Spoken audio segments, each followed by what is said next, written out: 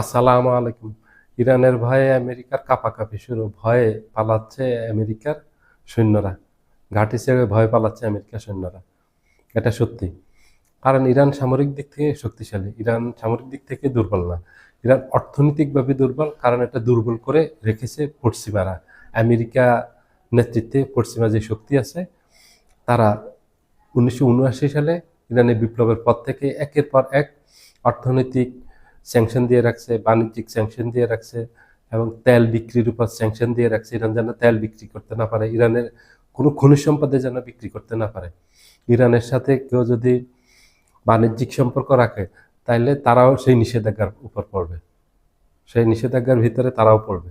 এই জন্য ইরান অর্থনৈতিকভাবে দুর্বল। কিন্তু ইরান এত দুর্বলতার মাঝে ইরান তার সামরিক শক্তি দিন দিন বৃদ্ধি করেছে। ইরানের হাতে শুধু পরমাণু অস্ত্র নেই, এই ছাড়া আর প্রচুর ধ্বংসাত্মক অস্ত্র আছে। ক্ষেপণাস্ত্র আছে, ব্যাপক ব্যালিস্টিক ক্ষেপণাস্ত্র আছে, খুবই ধ্বংসাত্মক এগুলি। ক্রুজ মিসাইল আছে। এক কথা হলো, ইরানের সামরিক বাহিনী খুবই শক্তিশালী এবং প্রতিরক্ষা খুব শক্তিশালী। ইরানের প্রতিরক্ষা দিক থেকে দুর্বল না। ইরান আর অন্য কোনো দিক থেকে দুর্বল না, ইরান শুধু একটা দিক থেকে দুর্বল। এই যে ইরানে গত 2 সপ্তাহ থেকে বিক্ষোভ চলতেছে, এই বিক্ষোভকে কেন্দ্র করে নতুন করে আমেরিকার সাথে ইরানের উত্তেজনা তৈরি হয়েছে। কারণ আমেরিকা হুমকি দিয়েছে ইরানে হামলা চালাবে যদি ইরান বিক্ষোভকারীদের উপর গুলি চালায়। এখন ইরানের আভ্যন্তরীণ ব্যাপারে ইরান এটা দমন করবে। ইরানের যে বিক্ষোভ আছে সেটা তারা বলছে যে বিক্ষোভকারীরা যদি শান্তিপূর্ণভাবে বিক্ষোভ করে তাহলে সরকার হস্তক্ষেপ করবে না, আর বিক্ষোভকারীরা যদি রেড লাইন অতিক্রম করে তাহলে তারা সেখানে বল প্রয়োগ করবে। কারণ হলো, তারা অফিস আদালত, সরকারি যেসব অফিস আদালত আছে, বিভিন্ন ভবন আছে, সেগুলি দখলে নিয়ে ব্যাপক ভাঙচুর করছে, ধ্বংস করছে। তখনও সরকার নীরব ছিল।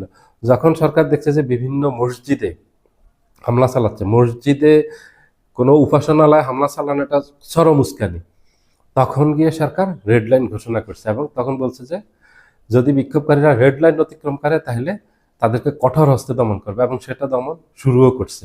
কারণ বিক্ষোভকারীরা একের পর এক মসজিদ, মাদ্রাসা, স্কুল, কলেজ এগুলিতে হামলা চালাচ্ছে। এগুলি তো হামলার বাহিরে থাকবে, এগুলি তো যারা দ্রব্যমূল্যে বেড়ে যাওয়ার কারণে এবং ইরানি মুদ্রার দাম পড়ে যাওয়ার কারণে সেখানে বিক্ষোভ হচ্ছে।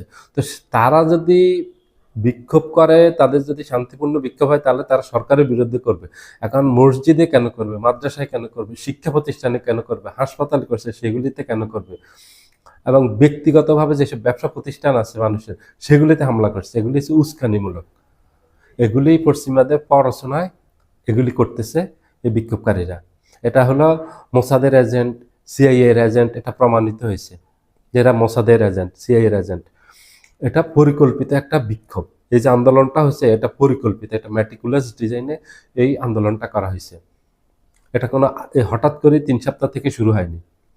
এটা শুরু হয়েছে মূলত, এটাকে অর্গানাইজড করছে এটা ইসরায়েলের মোসাদ। ইসরায়েল এটা করছে মোসাদকে দিয়ে।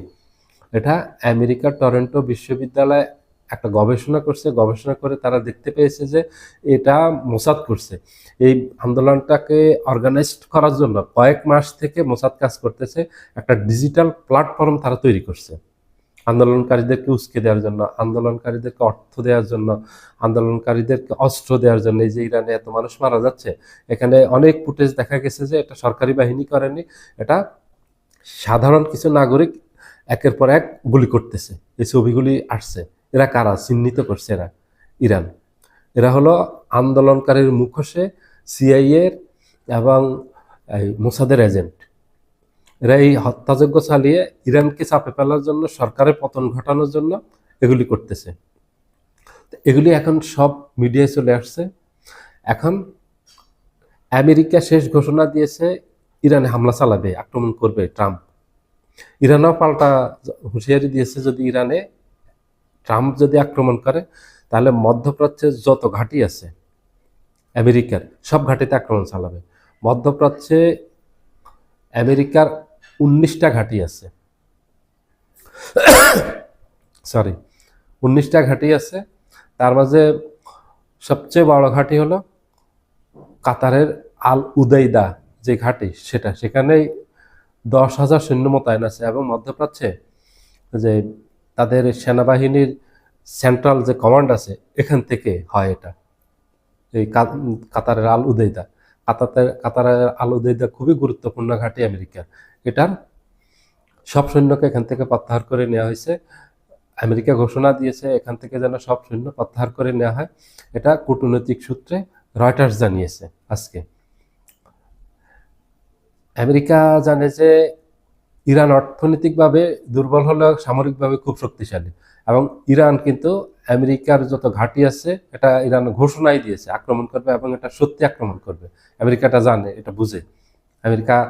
আমেরিকার যে ঘাঁটিগুলিতে আক্রমণ করবে একদম সেগুলি তছনছ করে দেবে, ধ্বংস করে দেবে ইরানের সেই সক্ষমতা আছে।